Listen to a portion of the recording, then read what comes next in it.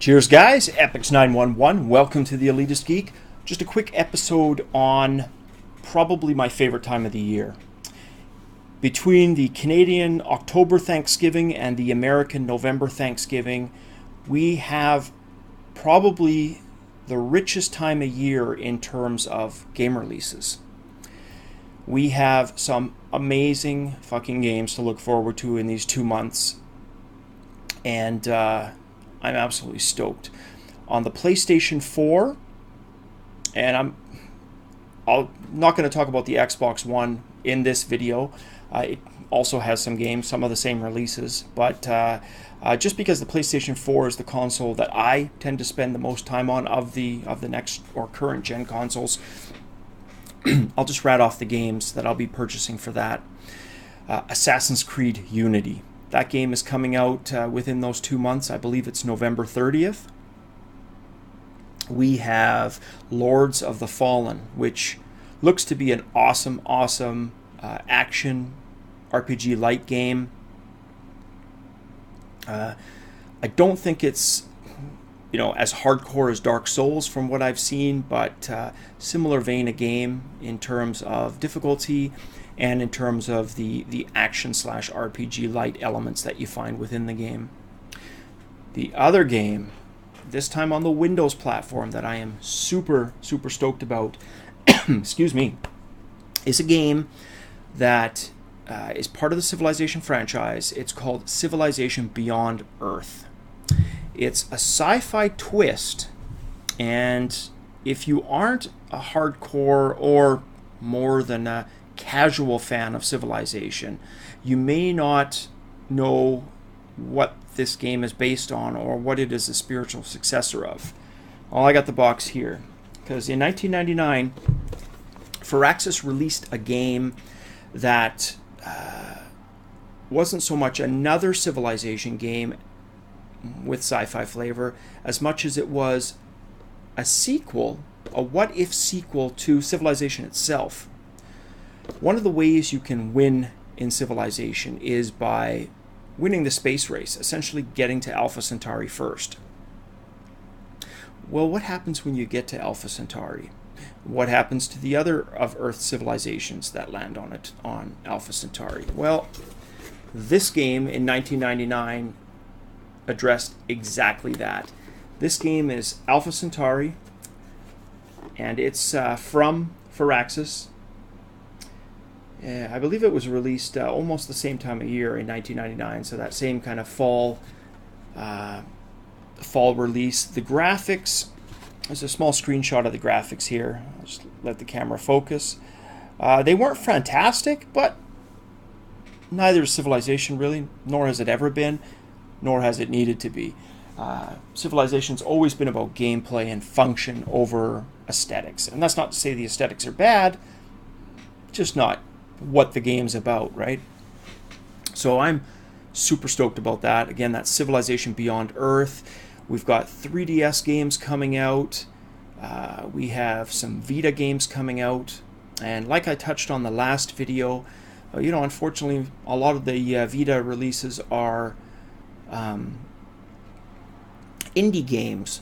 But let me tell you, I have really enjoyed some of the extended functionality on my Vita the last couple of weeks. I've mostly been playing on my PlayStation 4 Destiny, and I forced myself a couple of times to cut short my gaming sessions. As I told you guys in the previous video, I have the Zim 4 connected to the PlayStation 4, and I'm using the GS400 and the Logitech G105 entry-level gaming keyboard, which is fantastic. I'm really enjoying the game with mouse controls. First and foremost, mouse and keyboarder when it comes to FPS games. I can play with the gamepad, but I just enjoy mouse and keyboard more. Well, I forced myself to take the Vita to bed to use Remote Play on the Vita.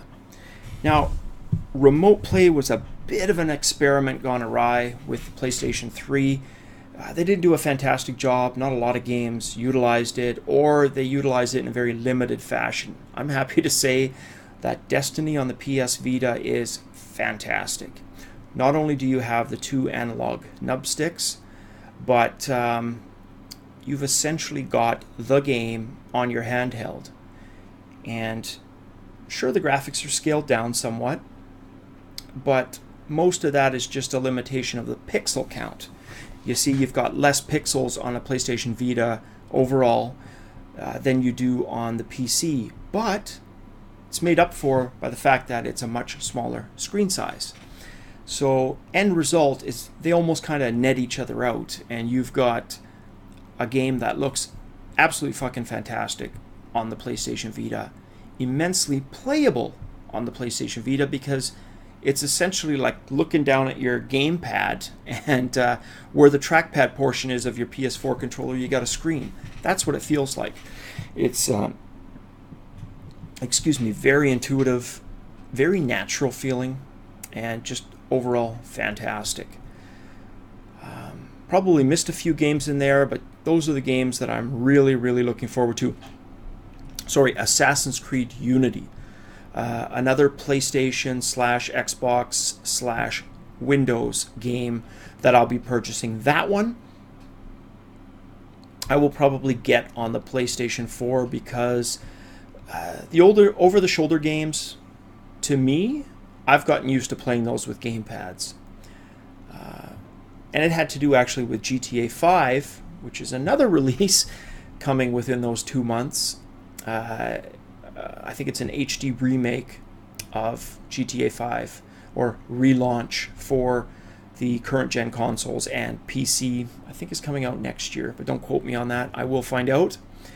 But regardless, we've got the Xbox and PS4 versions of GTA 5 with better graphics. So yes, I will be getting that again. But the point I was making is, when I had my broken ankle and won that game, I did it with the gamepad, and it got me really used to those over-the-shoulder games, as did Dark Souls, Demon Souls, Dark Souls, and Dark Souls 2. So really, between the Assassin's Creed and the Souls series of games, I've got no problem now with the over-the-shoulder games. So you know what? I'm probably just going to go with the PS4 version of Assassin's Creed. I will wait probably though for the GTA version. Get that for the PC because of the modding. I'm a huge fan of modded games, and wherever possible, particularly if it's a RPG like Skyrim, I like to get the PC version for the modding alone. That's worth the price of admission to me right there. And GTA 5 is going to be no different. The modding community is going to be all over that. You know it. I know it. So definitely going to hold off. So Assassin's Creed 4, I'll probably get PS4. GTA 5, I'll get Windows when that comes out. And Lords of the Fallen, I'll probably get that on PS4 as well. So fantastic. Let me know if there's any games that you guys are looking forward to in October and November between the Canadian-American Thanksgiving. I'm really curious to hear what those games are, and maybe give me some ideas. Also, if you don't agree with the games that I personally find exciting and I'm kind of lusting for, let me know in the comments below. Get some good discussion going. Like if you like this video, dislike if you don't like the video, but please, if you don't like the video, leave me a comment as to why, and I will use those for continuous improvement. I know on some things I've kind of scaled back these videos, like I used to do fancy stuff like include pictures of the game I'm talking about, but I'd rather just kind of focus on the content, and when I need to, if I'm doing a game review or hardware review, I'll bring out some more of the effects. Other than that, I just want it to be an informal vlog style where I'm yapping to you guys, and you guys yap back to me either via video responses or comments below. As always, guys, cheers and get your games on. Yeah.